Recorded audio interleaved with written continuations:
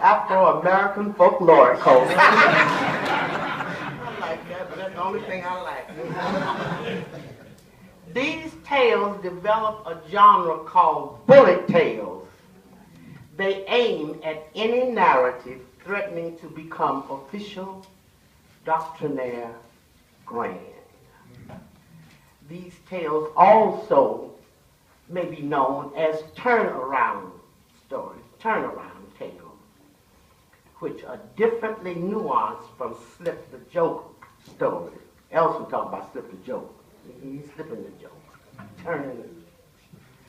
Bullets and turnarounds do not signify on. They detonate. Next, nay, they detonate their targets, and at the same instant, they tell another tale. Amiri was aiming at a name Don L. Lee, becoming Haki Madhubuti, had called him father.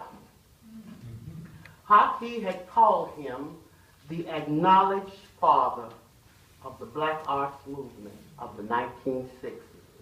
Amiri was having none of that.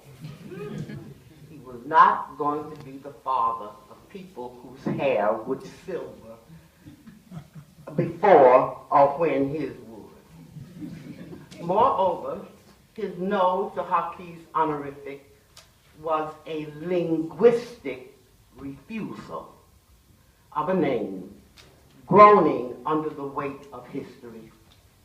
He was not a paternal Chris, as in Kringle, Santa Claus was not, or a perennially pregnant Whitman, being everything. He was neither the patriarchal Lear, a foolish father, nor the Robinson Crusoe master. He rejected even the Father Time of the Thomas Hardy novel. He could not accept the honorific placement of Dr. Du Bois, Dr. Freud, or Dr. Einstein. He said no. His bullet turnaround tales were not parodies. They were not signifying on us. His no was black Dada nihilismus, his theory and his method. Whatever this movement was, it was young, on its way to becoming. It was not new in the sense of the modernist practice of making something over. No. This Black Art movement was a starting all over again. Come out of Europe, he called. The movement was the second Declaration of Independence in the United States. And he, Amiri, was his enfant final. Forever the boy wonder, forever the bad boy. Always a nuance ahead of everybody else. He is our most original writer. Nobody else comes close, as Ishmael Reed said. Forever, as Clyde said, the black genius. I've had the luck to share with you, dear fellow traveler, and not so secret sharer. Forever, nobody want me to see? That's fine, it's all right, I can see you, it's all right, it's all right. I can see. Forever enfant terrible, forever young, as in the movement he inspired. What is this movement then, this Black Arts thing? Call its many features a daring name. Call it the topos of contemporaneity. Say it with me. The topos of contemporaneity. All them things y'all talk about next year. And call him Avatar. Amiri Baraka, blessed prince of no man's land.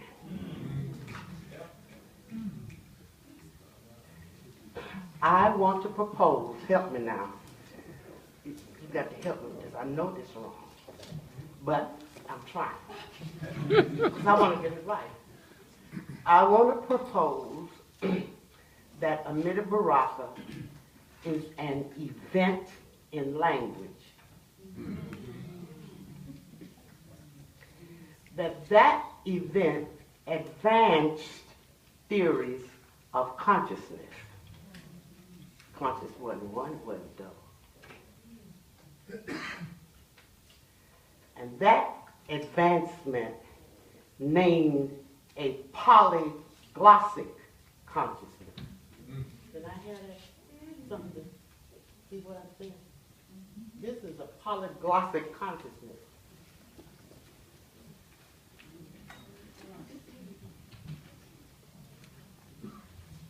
It's a jam session. It's a jam. See, I don't like technology because you have to wait on it.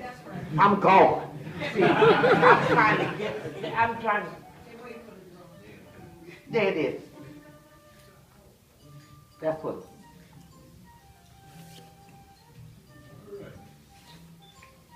That's what consciousness is. All of that.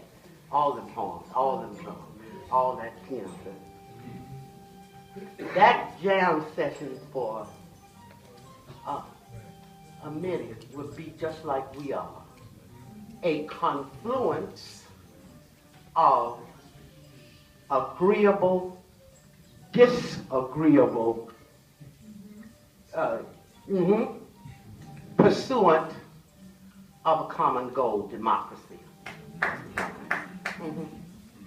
You'll help me say that. A confluence of disagreeable, agreeable. Y'all know you got to agree.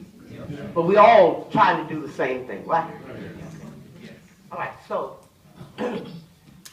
is an event in language that advanced theories of consciousness, naming a polyglossic consciousness, a jam session, black. And in doing so, he inaugurates a decoding practice in language that unveils a reincarnation of humanity. Okay. That in decoding language, he unveils, and decoded language will unveil a reincarnation of humanity. I'm saying black is humanity for him. That's what that is. You know, it ain't melanin. It's what you see. Now, he named, as Dr. Jordan said, several levels, consciousness, calling them yellow, black, brown, white. And so these are states of consciousness, each one of these things, yellow, brown, black, they are who you think you are or view yourself as or whatever, right? Now, notice, in any of those colors, I haven't learned to talk about color things, right? But each of those colors you can do something with, right? You can make yellow a little orange, you can make white, anything you want. You can make brown stuff. Black is a color that is irreducible. You can't do nothing with it.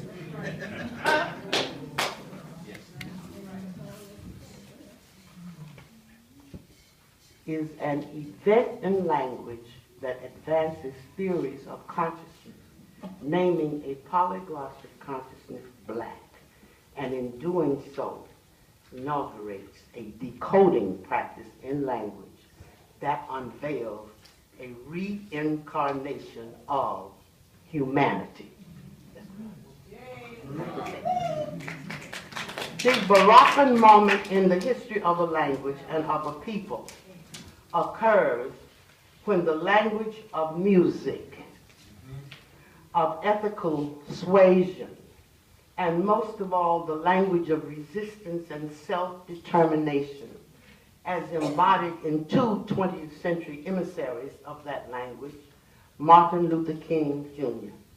and Malcolm X, becoming El-Haj Malik al-Shabazz, has been murdered. It is then that a voice sounds a call, which, if unanswered, makes humanhood cheap.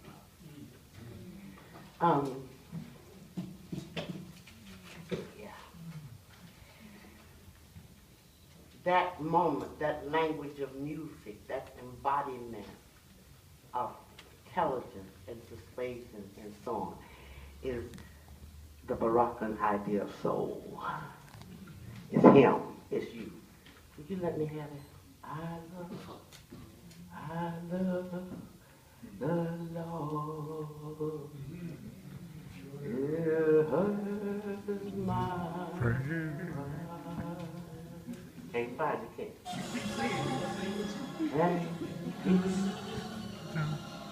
Can't do it like Whitney.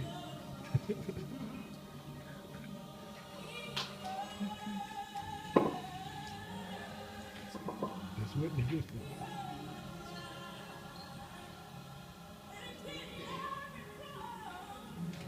That's it.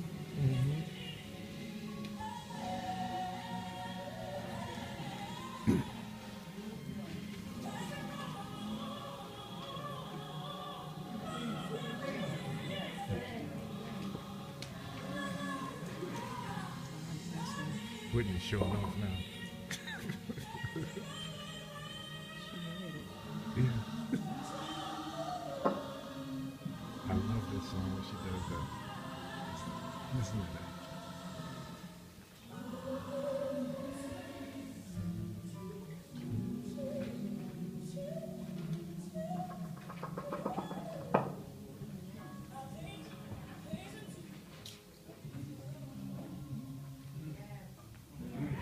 Go on, Whitney.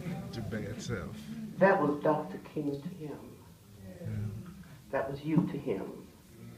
That was him to him. If you mess with that,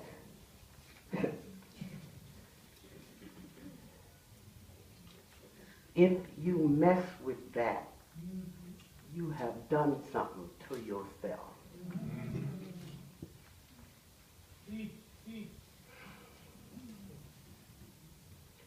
You have made humanhood cheap. The call, as Larry Neal put it. No, so if a language has done that, you know, if you've read that, ignored it, dismissed it, torn the word out of it, the soul out from the body, say, I just want your body. I'm just using your body. That's called capitalism. You know what I'm saying? I'm dismissing you, everything, you know? And then if you say, well, yeah, I got them, but you ain't, that's racism. That's what he said. So if it's a language is doing that, then, as Larry put it, that proposed a radical reordering of the word, as my scholars have said, and consequently of systems of thought necessitating a reappraisal of the entire past to shape millennia. It's all right? Yeah. There are moments in the life of a language when at a moment of crisis it receives a radical reordering or it dies from the world's memory. Black Dada Nihilismus is a poem. It speaks from the second collection of poems by Leroy Jones, published in 1964. It speaks a decade after a boy has been murdered for being a boy. It speaks after a man expressing the desire of community has been murdered. Medgabe just killed that. It speaks after the President of the United States, who has spoken a desire of nation becoming, has been murdered. On the page, the poem begins with a period. You have to read the period. You just can't start. You have to say, period. That go on either side of the period is a blank space. I can't live there. What's here? He said, against what light? False. What breath sucked for deadness? Murder. The cleansed purpose fail against God. If they bring him bleeding, I would not forgive or even call him Black Dada. Now listen. This pivotal poem appears in the second of the first two collections of the poetic voice of the young poet. The first collection, published in 1961, is entitled Preface to a 20-volume Suicide Note, as you know. That collection chronicles the life of 20th century poetry, a language in which the young poet is born into and entrapped. The second volume, entitled The Dead Lecturer, published in 1964, unveils the life of the young poet sufferer who longs to travel, to move, to speak, but is contained within a language which does not permit him to move. We okay? Yeah.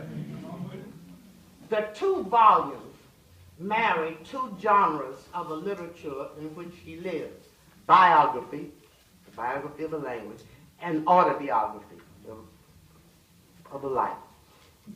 From the marriage of these two genres emerges a new situs of being. I'm trying to be cute now. I'm saying situs, a new place of being.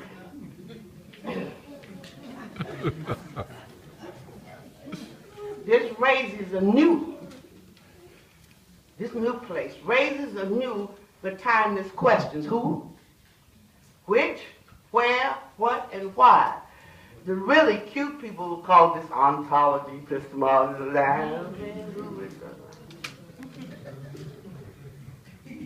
The questions raised by this symbiotic account of life and art are the questions which fuel the engine of theories of literature, science, social science, political science, and economics today, don't they?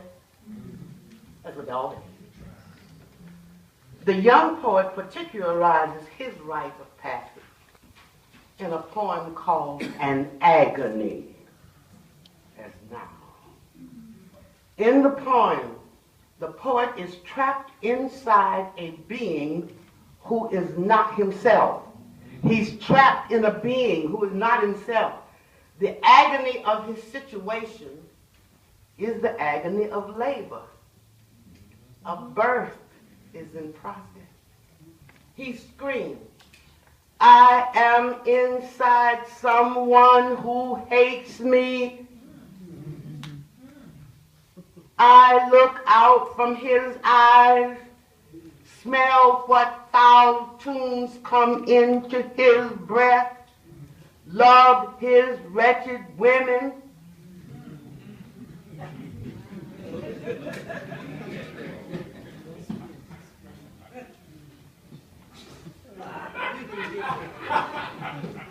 You see, you can't see this. Here's the poem here. Looking at, and this is what he's trapped in. He's trying to get out.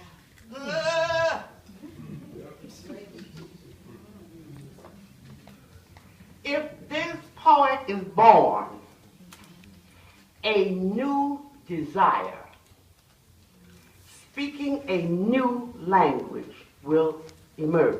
Consciousness is desire. The birth will be humanity newborn. A political art as tenderness, he said. This nascent poet is mumbling in fragments and in unphrased phrasings, saying that the ages before him, go back far as you like, have erred in the consideration of the question, what is man? And erred in the crucifixion of the word.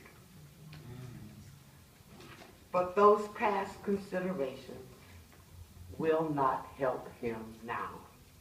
Put a period on them.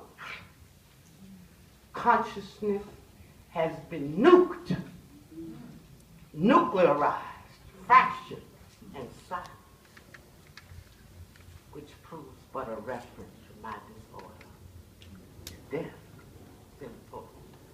From his narrow space in the womb of someone who hates me, he said, your world shakes, cities die beneath your shape. I can't use this language. After the bomb, a new episteme of word as flesh is the urgency of the agony called now. New word. In preface to a 20-volume suicide note, his first utterance, the poet is talking to himself about these matters. Is he talking in his sleep, like a patient etherized upon a table? Or is he underground, uttering wisdoms where Wright and Ellison have left him? He is avoiding direct statement, mumbling things that sometimes I feel I have to express myself, and then whatever it is I have to express falls out of my mouth like flakes of ash from a match, blah, blah, blah, blah, blah, blah. He is juxtaposing images without explanatory linkages. He is refusing rhetoric. He is eliminating punctuation, which would clarify the identity of the speaker. He is commenting upon a sense of contrast between the internal and external, the individual and social, the mind and nature, isolating himself by his intentional vagueness and difficult. Only capable of comment, he is not capable of community or action. That's the language he's trying to speak in, and it's failing him and me. I'm telling you. If you want to read the 20 volumes, you can. I don't like it. It's an amazing picture, though, you see, because he wanted the word to circulate. Some people are going to understand that language, you understand? Others won't. He is hoping that I won't understand. Not that I will understand it, but I won't like it and talk bad about it. The voice here in agony is seeking another idiom. But to speak is to bear the weight of a civilization, Mr. Fanon said. Is to bear the weight of a civilization that has killed, is killing him. His effort to assume a culture is an agony. He is surrounded by a decorum of old men practicing a threadbare elegance upon him, insisting that there is nothing beyond the poem. This agonized poet says, I'm hung.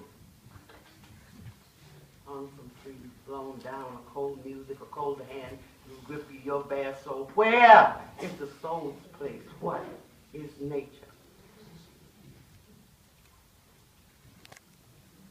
School of criticism saying nothing, no meaning except in the poem itself. He's screaming. In his screams of agony, the poet finds another idiom for expression.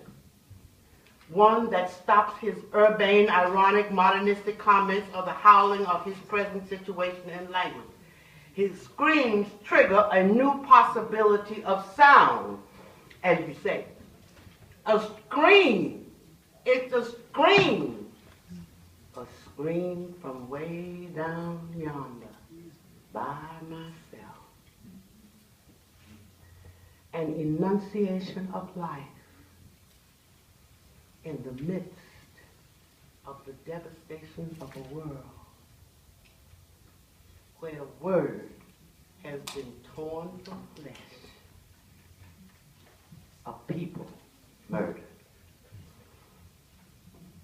This scream allows a sound, the sound that sets language flowing again, the sound that made music and language one. This life-affirming, life-engendering scream also allows a movement, he says, a fix of muscles, a position for myself to move. His tone changes. Love has called me out, he says, and let me once create myself and let you, whoever sits now breathing in my words, create a self of your own. One that will love me. The poet has discovered Black Dada Nihilismus, a Black Stockless poem, which delivers the poet from a language which negates his life and resituates the poet, placing him at a crossroads, allowing language a choice to enter what it loves and pay the price or die. Now we will hear this poet speak from a different place. He's out of that language. We will hear him speak from a different place.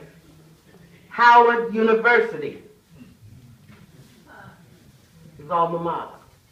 He is expressing the desire, the love, the sound, the energy with which the scream has filled him.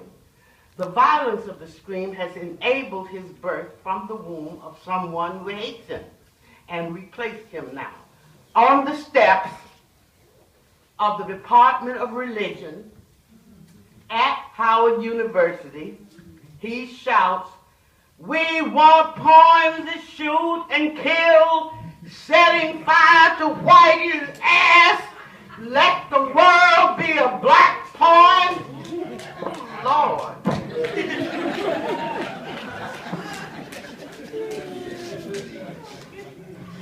This poem would appear in his collection entitled Black Magic Poetry, 1961 to 67. He has accomplished his birth wish, the marriage of art and politics, flesh and word. This poem, Black Art, which I have just recited, concludes with the poet's consummate vision of contemporary humanity, born out of a communal we and not a solipsistic I. We want a black poem and the black world. Let the world be a black poem and let all black people speak this poem silently or loud. Ooh! This poem, along with the dazzling flow of language that fills this book, establishes his reincarnation of word and flesh. The incarnation is humanity, born anew, a contemporary episteme. Black! Ooh. We are unfair and unfair. We are black magicians. Black art we make in black labs of the heart. The fair are fair and deathly white. The day will not save them, and we own the night. These poems herald a canon of 21 collections of poetry, not to mention uncollected poems, 7 collections of plays, 54 or more plays, 4 screenplays, 10 collections of essays, one with his dancer, singer, poet, activist wife, Amiri, Baraka, uncollected essays, a novel, 2 collections of short stories, not to mention uncollected fiction, which just said recently they had to be published, and 2 anthologies, one with his wife, Amiri. Were it just a matter of printed words, that might have been sufficient. You would have gotten him tenure. You know what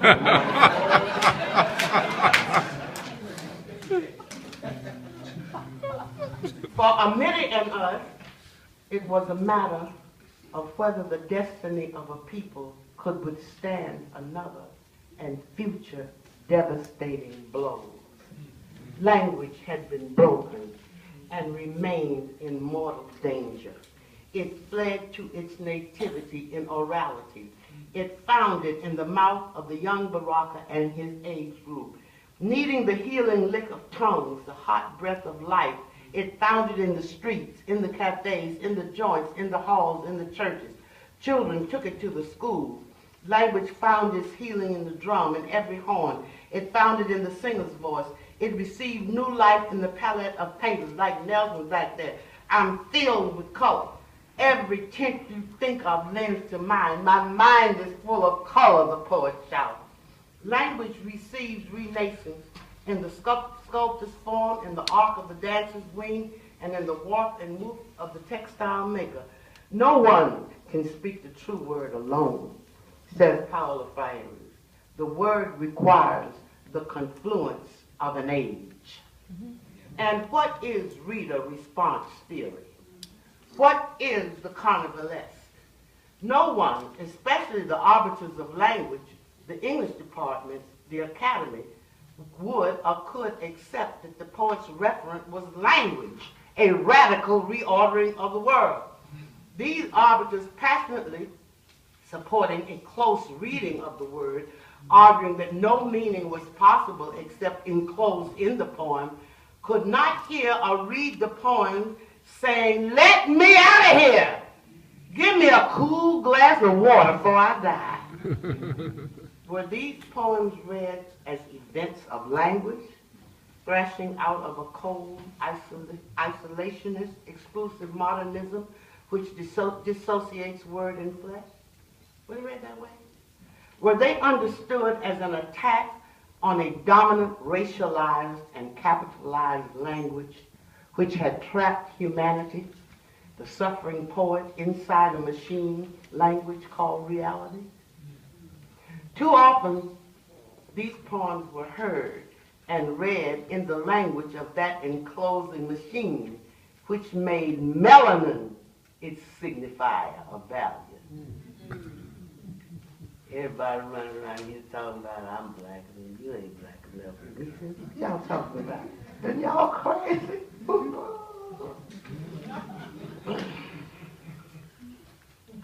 Machine language objectifies people. Black and white are objectified, you see, and become abstractions designating human beings. Machine language had to be deauthorized so that humanity could author its own self. This language and its tradition had to be dehistoricized, demythologized, defamiliarized, deauthorized, deconstructed. You know, one of the words I studied out, Jerry Ward had to tell me what they meant.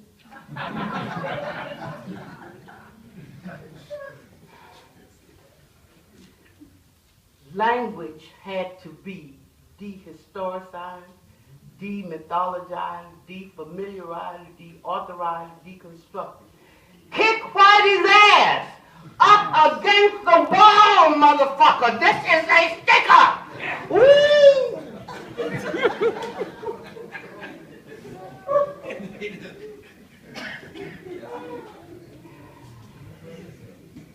He wasn't talking about white people. He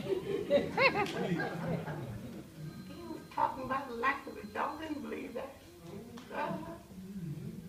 He was saying, we must convince the living that the dead cannot sing.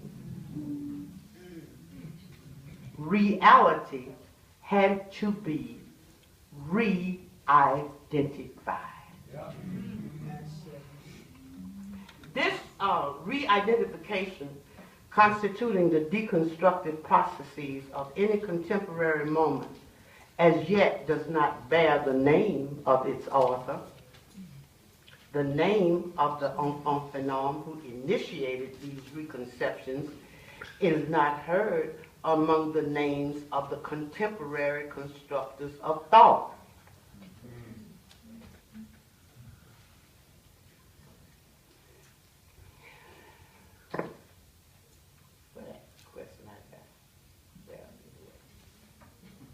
Amiri, Baraka, has been rejected, despised as enfant terrible, saying all them bad words, gaining the rebuke of himself and his generation.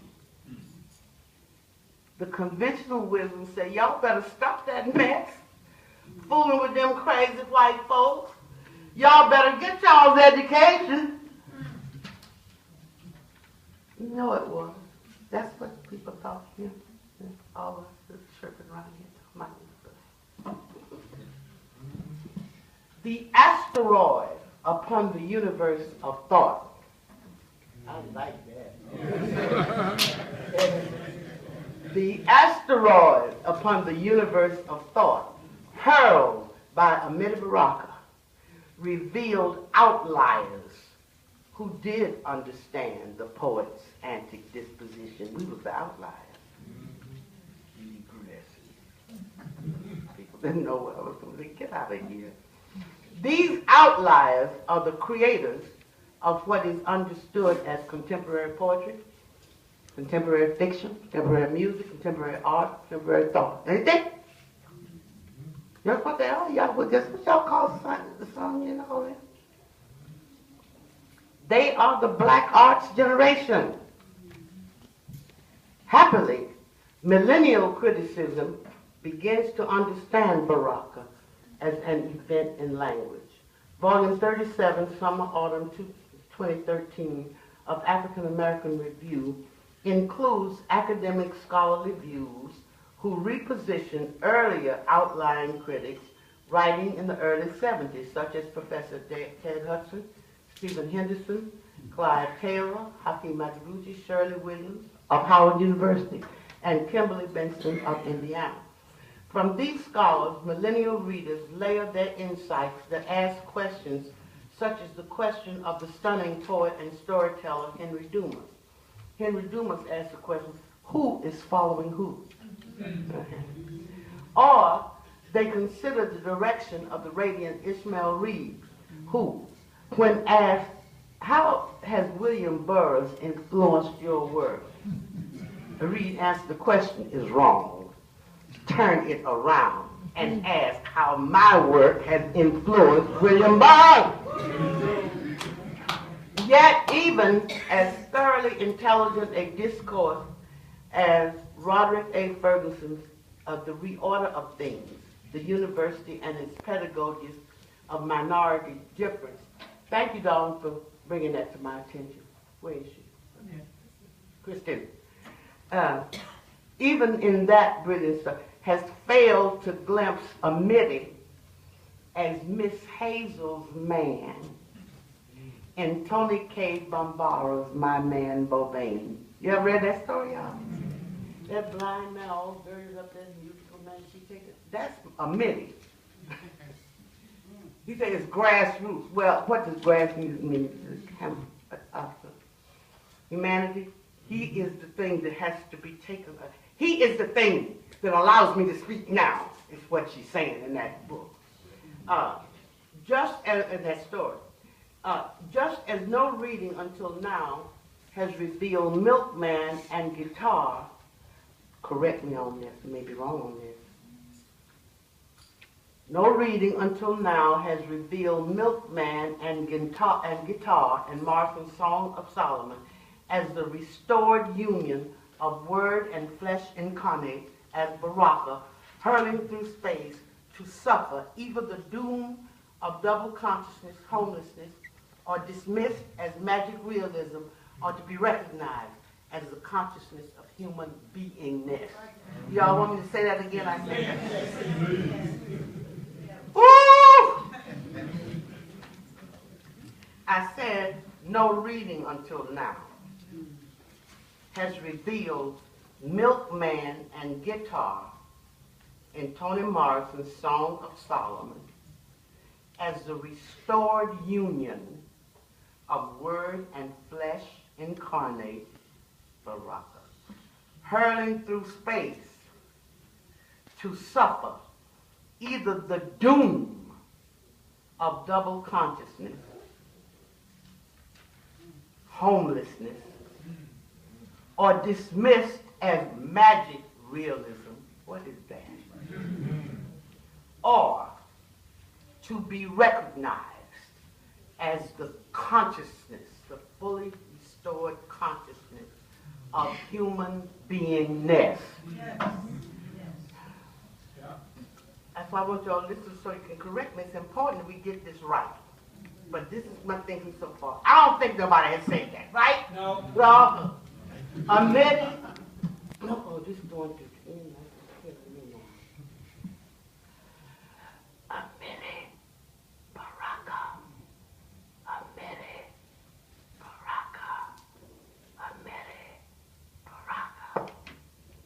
Chanted the children, marching up Springfield Avenue on their way to Metropolitan Baptist Church where the poet would be eulogized. The poet's desire is fulfilled in them. As he had expressed, I want to be sung. I want to be loved. I listened to the singing through tears as I remembered how he had sung the life of another darling of this black arts generation. We had gathered at the Painted Bride, an art center on Vine Street in Philadelphia, to celebrate the lives of Tony Cable and Baraka. Toni Morrison had dared us to cry. Don't snot up the praise song.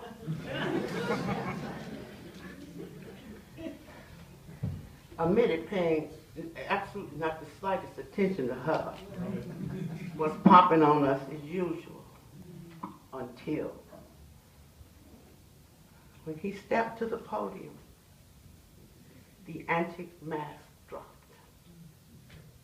There it was, in full measure, resplendent, as he said, our bright, revolutionary generation. We who have left our brain prints on the world. Life, he said, she, we, a life. Clyde Taylor's email says, for all of us, this: I'm slamming death's door. After taking Jane, yourself, and so many others gone, this time you've gone too far. Too fucking far. Just got beside yourself, took a minute, knew you was wrong, did the wrong thing, couldn't help yourself. Well, fuck you, death. You get no more respect from me.